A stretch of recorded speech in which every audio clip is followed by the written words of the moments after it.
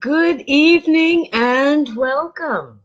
I'm Sheila Balgobin, principal of Simply Improve Health, and I help people to train better and longer, and recover more quickly, sleep better, and enjoy a better quality of life using simple plant-based products and simple techniques.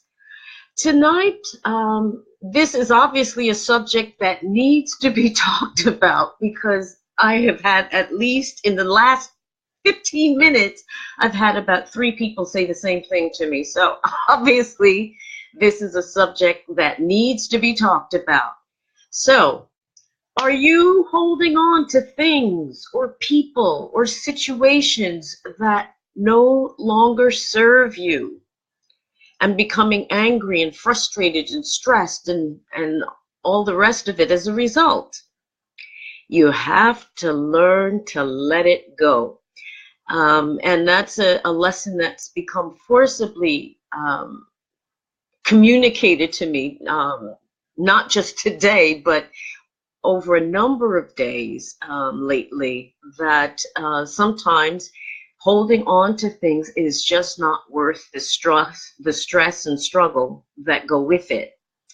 To give you an example, I had been thinking about, well, working with on a particular project, and it started out well. It petered out afterwards after about 2 years of working on it, and I was thinking, well, should I stay? Should I go? What should I do? And then I realized that holding on to it and fussing over it was causing me more stress than the thought of letting it go. My gut literally was telling me, let it go, let it go. I mean, you could look at it this way. You can't get new blessings if you've got your closet stuffed to the rafters with old stuff. You got to get rid of old stuff. Whether it be that relationship that it doesn't uplift and support you, whether it be that job that you feel browbeaten and downtrodden on at, or whatever it is, whatever situation it is, whoever it may be, and that's where the difficulty comes in, is our reactions and our feelings to letting go. That is where we have the problem. Letting go isn't the issue, because when we don't care about stuff, we just throw it away without thinking twice. But when we do care or have some stake in something, then the letting go can be next to impossible. But not letting go is costing us, actually ends up costing us more than if we let go in the first place. And I'll explain to you from with an example what I mean by that. Now, there were, let's say, place that I was working, been there for 15 years, loved it, but towards the end, things became more difficult. And I found myself just not enthusiastic. I was unhappy, more snappish, and with my colleagues whom I really liked and got along with, but finding it more and more difficult to keep that polite social mask on that said everything was fine. No, everything wasn't fine. Everything was as jammed up as it could be, and I hated it. And I used to love going into that job every day, but I got to the point where I hated it.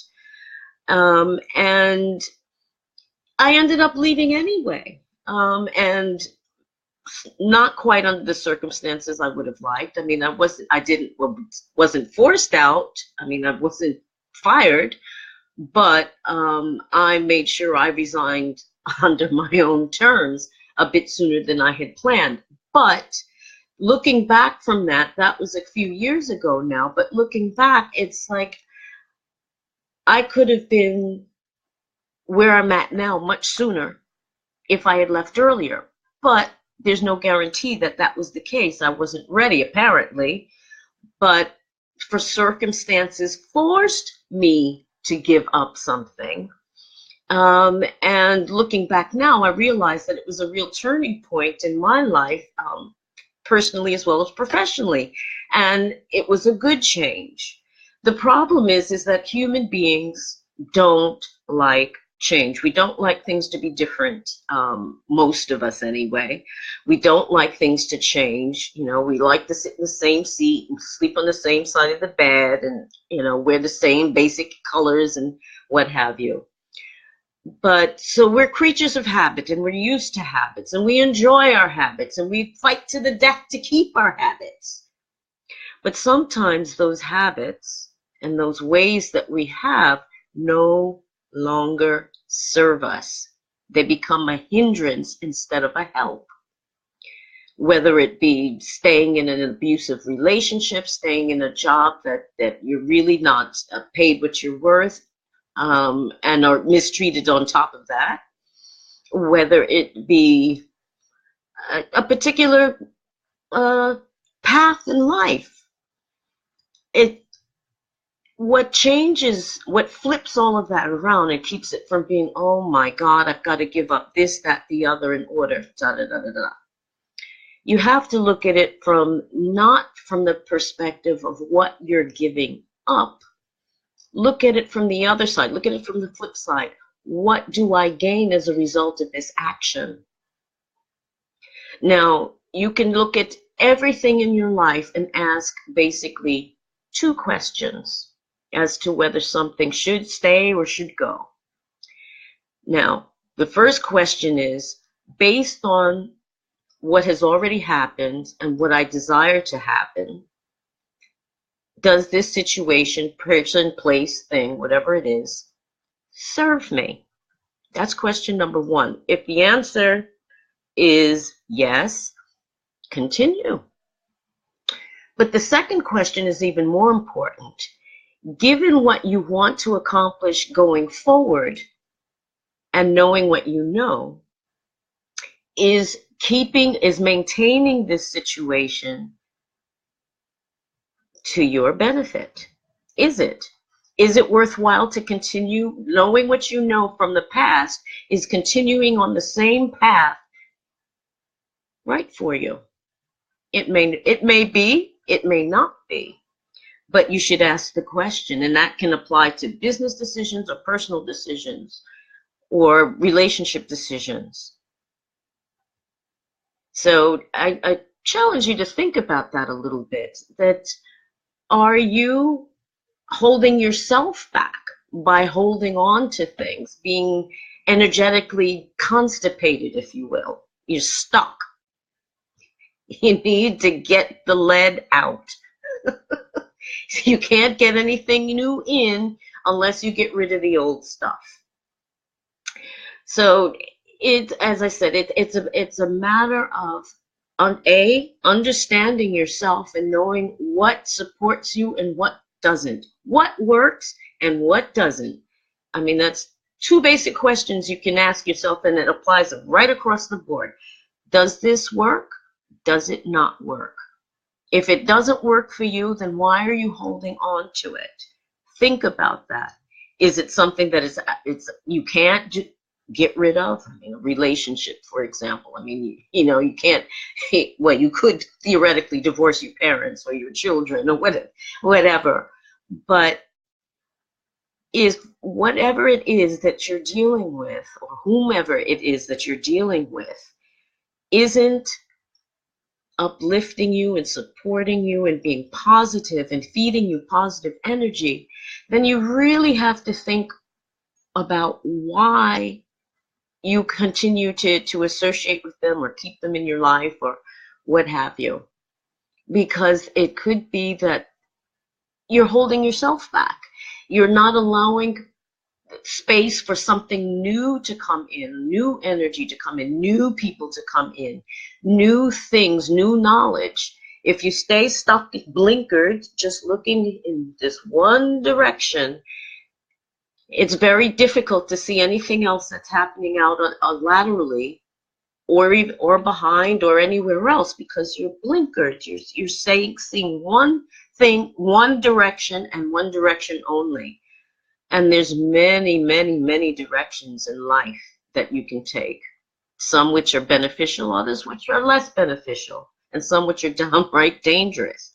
But you will never get the opportunity to find out if you're not willing to let go of the things that aren't serving you. For example, I mean, even practical things. Let's say you want to go on a round the world cruise, and that's going to cost you, I have no idea, I'm picking a number out of the air, but let's just say, for the sake of argument, say $10,000 per person, which is maybe about 9,000 and change in pounds.